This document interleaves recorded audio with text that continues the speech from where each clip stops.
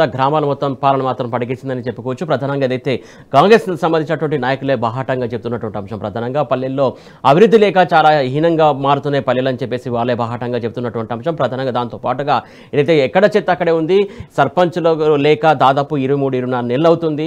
వాళ్ళకి సంబంధించినటువంటి మాజీ సర్పంచ్లకు సంబంధించినటువంటి బిల్లులు రాలు, అలాగే గ్రామ కార్యదర్శులకు సంబంధించినటువంటి బిల్లులు కూడా పెండింగ్లో ఉన్నాయి. మొత్తానికి పాలన పరంగా చూస్తూ ఉంటే పటికేసింది. ఈ నేపథ్యంలో స్థానిక సంస్థలకు సంబంధించినటువంటి ఎన్నికలకు వెళ్ళాలని కాంగ్రెస్ ప్రభుత్వం సిద్ధమవుతున్నట్టు లీకులు ఇస్తుంది. కాకపోతే మళ్ళీ వెనుక అంజవేస్తున్నటువంటి అంశం. దీనికి సంబంధించి అలాగే ఏదైతే ఈ అంశం సంబంధించి ఓవరాల్గా మనతో మాట్లాడడానికి సర్పంచ్ల సంఘం రాష్ట్ర అధ్యక్షుడు లక్ష్మీ నరసింహారెడ్డి గారు ఉన్నారు. ఆయన అడిగి మరిన్ని విషయాలు తెలుసుకుందాం. నమస్తే సార్. సార్, ఒక మాటలో చెప్పాలంటే గత బీఆర్ఎస్ సర్కారు 10 ఏళ్ల పాలన ఎట్లా ఉంది, ఇప్పుడు కాంగ్రెస్ సర్కారు వచ్చిన తర్వాత ఈ 23-24 నెలల పాలన ఎట్లా ఉంది చెప్పండి. ముఖ్యంగా మరి 2018 పంచాయతీరాజ్ చట్టానికి ముందు 8684 గ్రామ పంచాయతీలు ఉంటాయి తెలంగాణ రాష్ట్రంలో.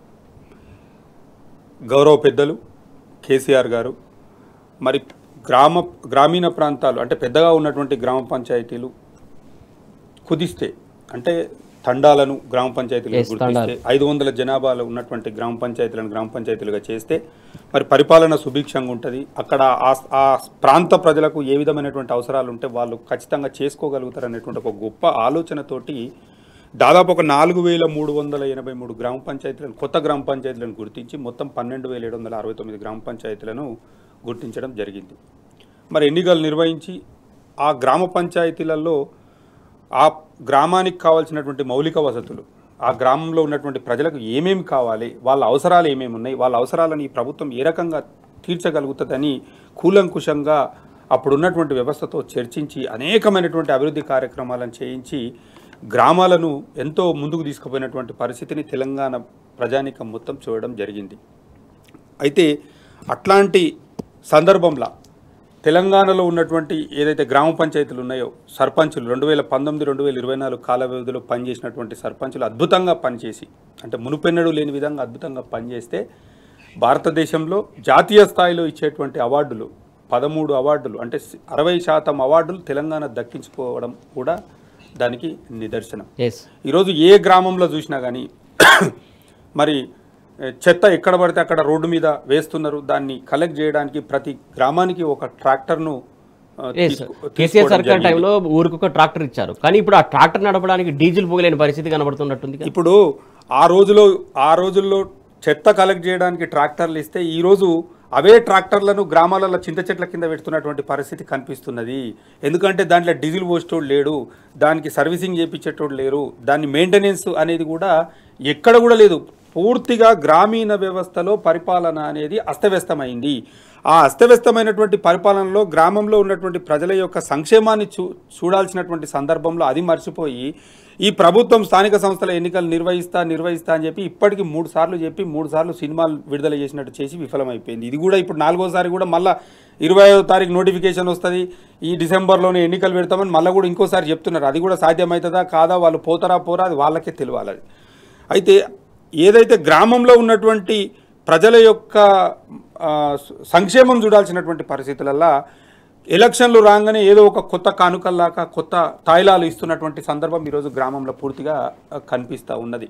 ఎందుకంటే కేసీఆర్ గారికి మరి ఏ రకంగా వచ్చిందో ఆలోచన, ఎందుకు వచ్చిందో ఆలోచన తెలియదు. కానీ ఒక గొప్ప ఆలోచన, ప్రతి గ్రామానికి వైకుంఠధామం ఉండాలనేటువంటి ఒక గొప్ప ఆలోచన వచ్చింది. ఆ వైకుంఠధామాలలో ఈరోజు మేము నాటినటువంటి మొక్కలకు ఇలా నీళ్లు పోసేటోళ్ళు లేక మొత్తం ఎండిపోయి ఒక ఎడారిలాగా అయిపోయినటువంటి పరిస్థితి చూస్తే మాకు ఒకటే పల్లెవనం ప్రకృతి వనం కూడా ఇప్పుడు దాన్ని కూడా చూసినటువంటి పరిస్థితి కనబడుతుంది. ప్రతి గ్రామానికి ఒక నర్సరీని మెయింటైన్ చేసినాము, ప్రతి గ్రామంలో ఒక పల్లె ప్రకృతి వనం మెయింటైన్ చేయడం జరిగింది. అదేవిధంగా కొన్ని గ్రామాలను క్లస్టర్లుగా విభజించినప్పుడు అక్కడ రైతు వేదికలు, ఎందుకంటే ఈరోజు భారతదేశంలో ఏ ప్రభుత్వం కూడా రైతుల గురించి రైతుల సంక్షేమం గురించి ఒక వేదికను ఏర్పాటు చేయాలి, వాళ్ళ యొక్క ఇన్ఫర్మేషన్ని వాళ్ళ యొక్క కష్ట నష్టాలను అక్కడ పంచుకోవడానికి వేదిక తయారు చేయాలని చెప్పి ఎక్కడ ఏ ప్రభుత్వం కూడా ఆలోచన చేయలేదు. కానీ తెలంగాణ ఏర్పాటైన తర్వాత గౌరవ పెద్దలు కేసీఆర్ గారు ఆలోచన చేసి రైతు వేదికను నిర్మించి రైతుల యొక్క బాధలను కష్టాలను నష్టాలను అక్కడ వాళ్లకు అందరూ అంటే వ్యవసాయ అధికారులు కానీ వాళ్ళందరూ అందుబాటులో ఉండేటట్టు చేసి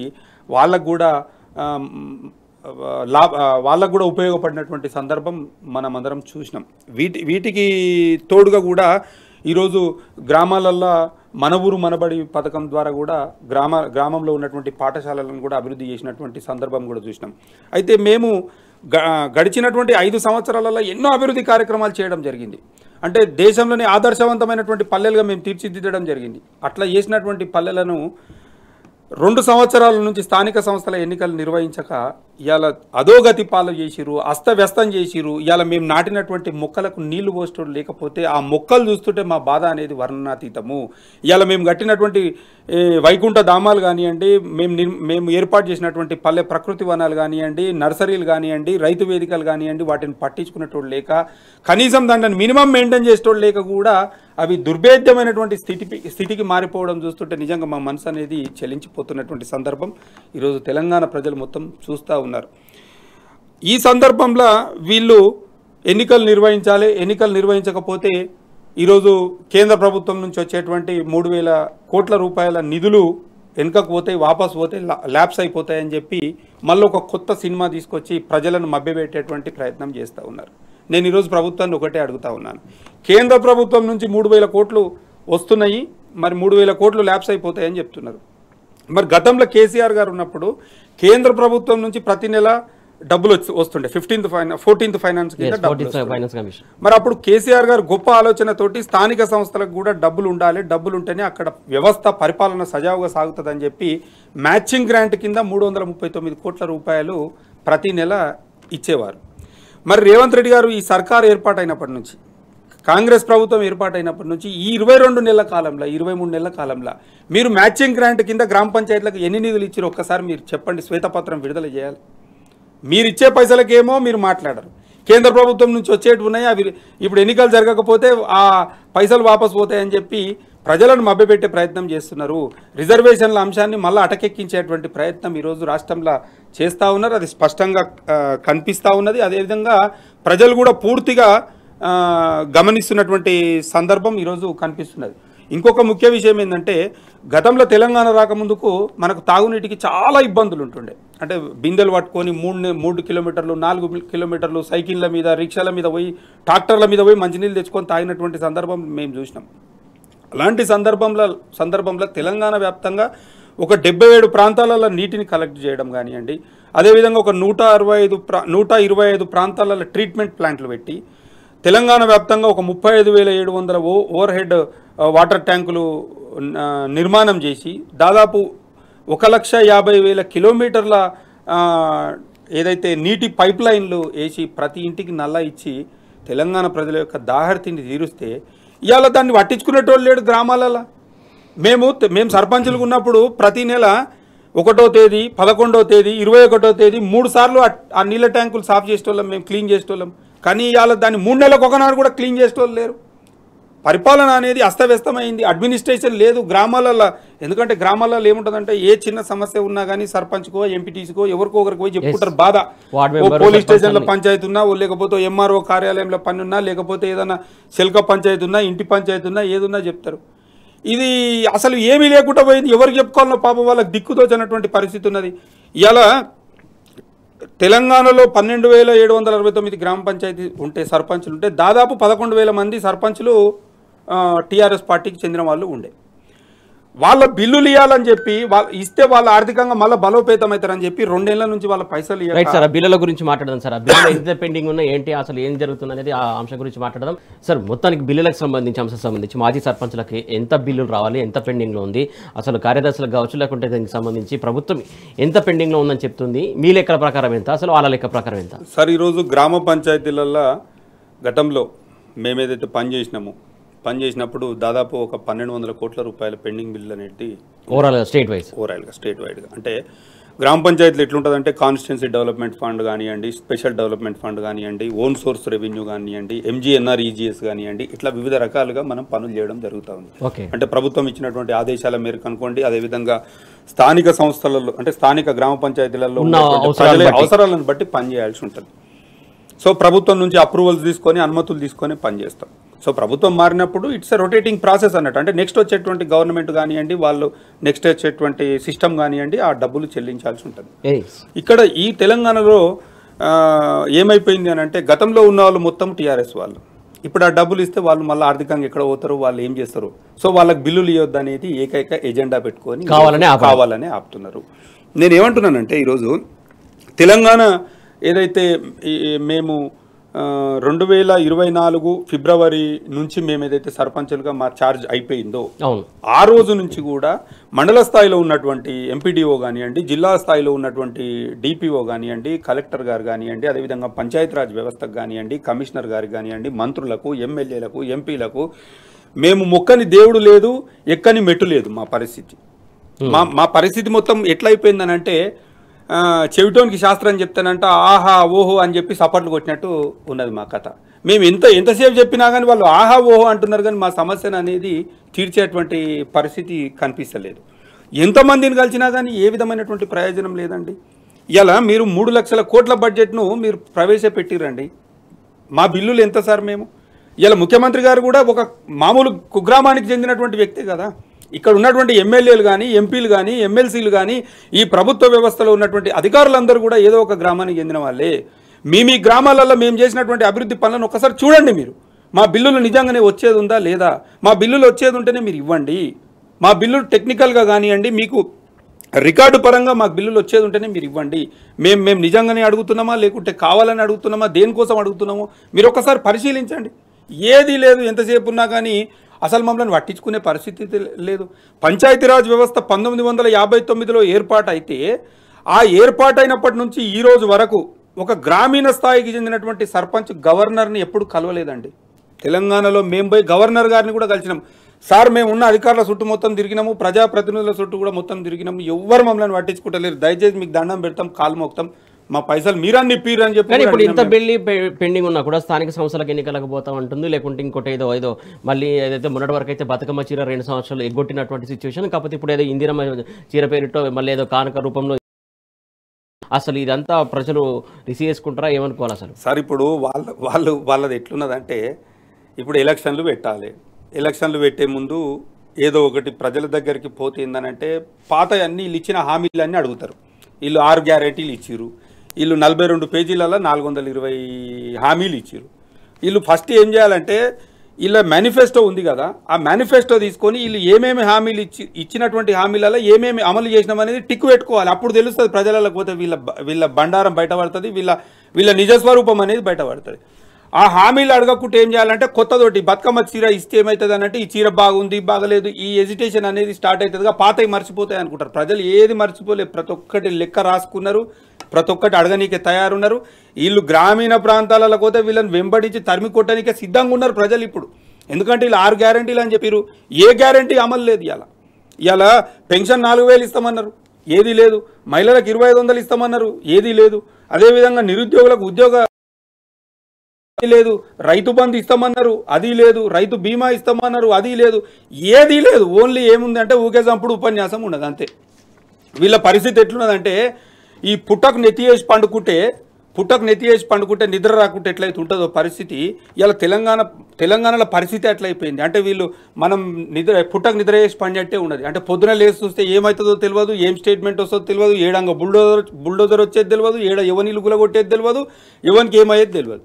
ఈరోజు పరిస్థితి మొత్తం చిన్న భిన్నమైపోయింది. వ్యవస్థ మొత్తం చాలా వర్ణనాతీతంగా దెబ్బతిన్నది. ఇలా రియల్ ఎస్టేట్ రంగం దెబ్బతిన్నది. ప్రతి ఒక్క వ్యవస్థ ఎక్కడ చూసినా కానీ, ఏ వ్యవస్థ చూసినా కానీ, అంటే ఈరోజు సబ్బండ వర్గాలు ఎవరైతున్నారో తెలంగాణలో వివిధ శాఖలలో ఎవరైతున్నారో అంటే ఏ వర్గం చూసినా ఇలా ఉద్యోగులు కానివ్వండి, నిరుద్యోగులు కానివ్వండి, విద్యార్థులు కానివ్వండి, అదేవిధంగా గ్రామ పంచాయతీ వ్యవస్థ కానివ్వండి, కాంట్రాక్టులు కానివ్వండి, ఎవ్వరు చూసినా కానీ రియల్ ఎస్టేట్ వ్యాపారులు కానివ్వండి, ఎవ్వరు కూడా సుఖంగా లేరు, సుభిక్షంగా లేరు.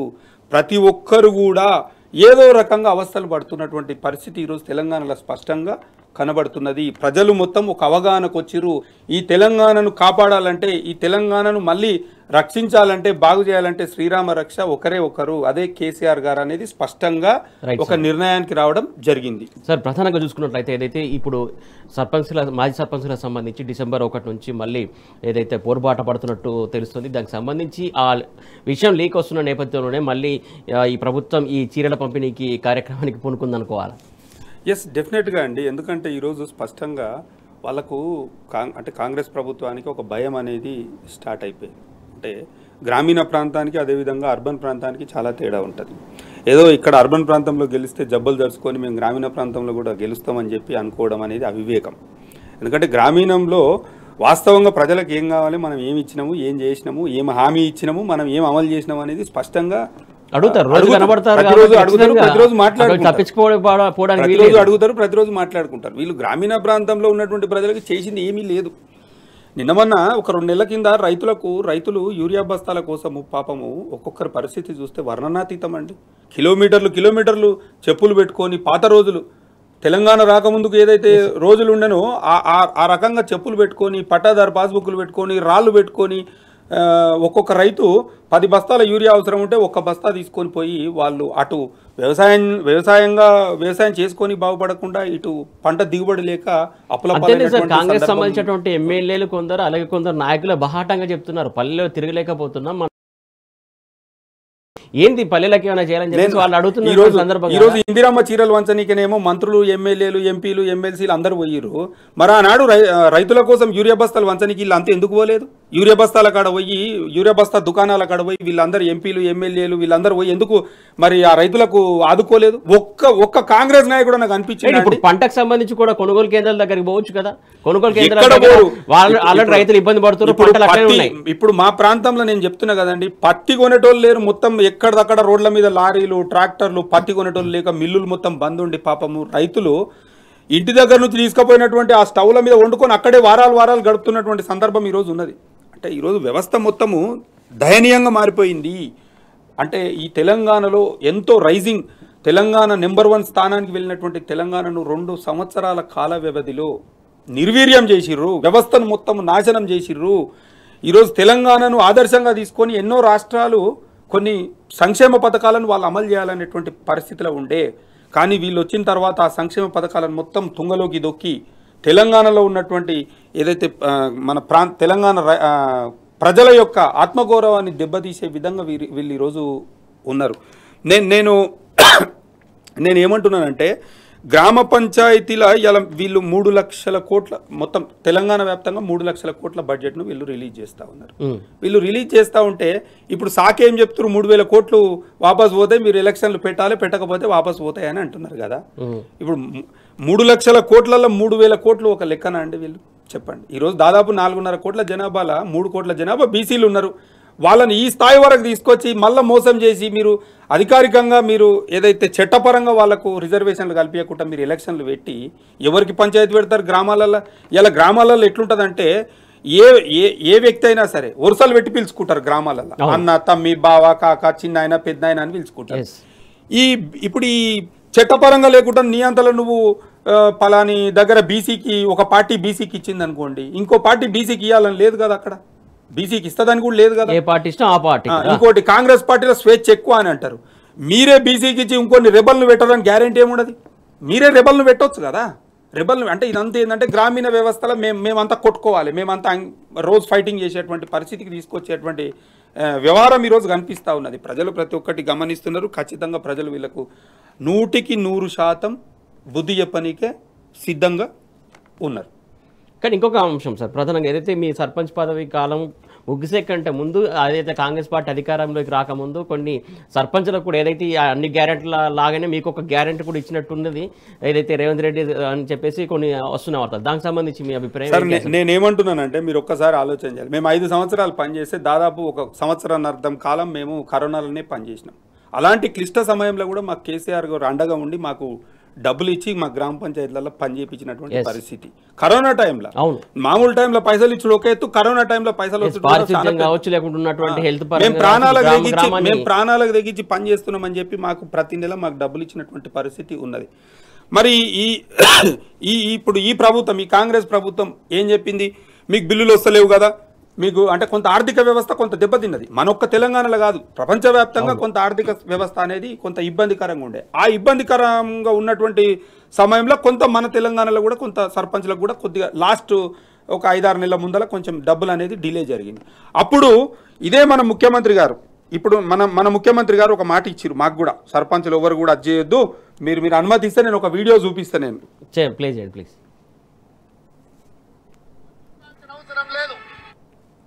సర్పంచులు ఎవరు ఆందోళన చెందాల్సిన అవసరం లేదు.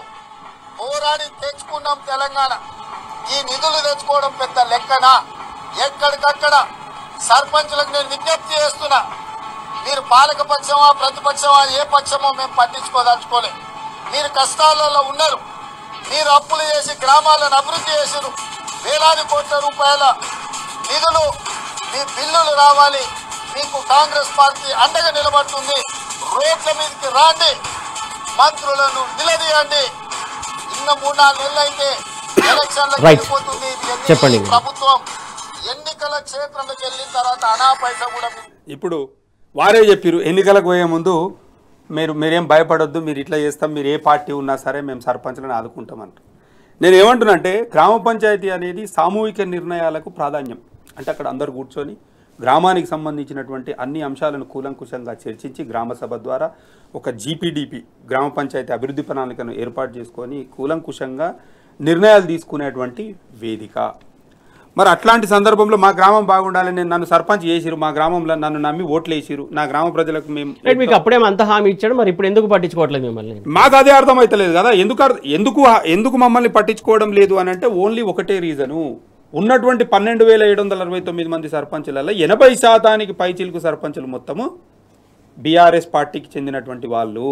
వీళ్ళకి ఇట్లనే పైసలు ఇవ్వద్దు, వీళ్ళని ఇట్లనే ముక్కు పిండి అజ్జేయాలి, వీళ్ళని ఇట్లనే సతాయించాలి. రైట్. అంటే ఈరోజు వారు చూడాల్సినటువంటి అంశం ఏంది అని అంటే ఈ యొక్క సర్పంచుల యొక్క ఈ పెండింగ్ బిల్లులు విడుదల కాక ఎంతోమంది సర్పంచులు ఆత్మహత్యలు చేసుకోవడం జరిగింది. దాదాపు 50 మంది సర్పంచులు చనిపోవడం జరిగింది. పంచాయతీ కార్యదర్శులు ఇలా గ్రామాలలో పాపము వాళ్ళ దగ్గర డబ్బులు లేక సమయం మించిపోతుంది, వాళ్ళ దగ్గర డబ్బులు లేక చాలా ఇబ్బందులు పడుతున్నటువంటి మాట తెలంగాణ మొత్తం చూస్తూ ఉన్నది. మేము ప్రభుత్వాన్ని ఒకటే డిమాండ్ చేస్తున్నాం ఈ వేదిక ద్వారా.